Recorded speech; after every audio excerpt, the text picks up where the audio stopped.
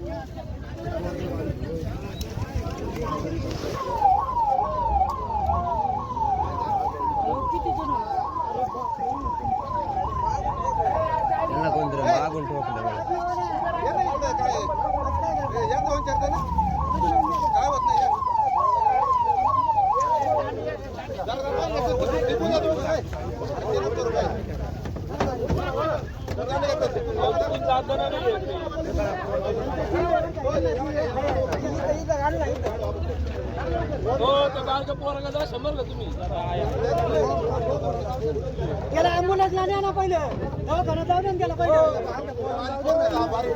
त्याला दवाखान्यात न्या ना, बारीक पडलं पहिले।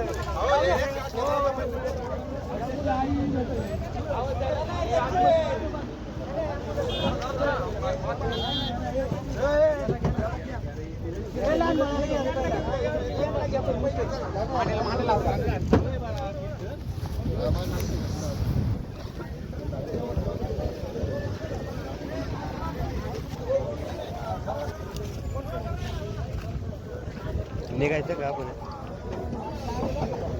मला बेकार होत राहिले गाड्या।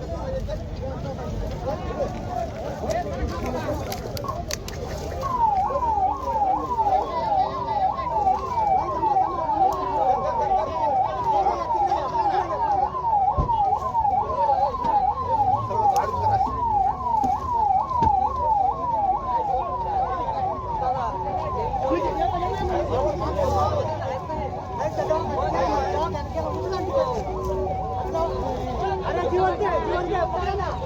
हात लावा नाही तर पकडा. जिवंत आहे. असं काय करता रे? पकडा, पकडा. त्यांना जीव आहे, त्यांना तरी वाचवा. असं काय करता? चला.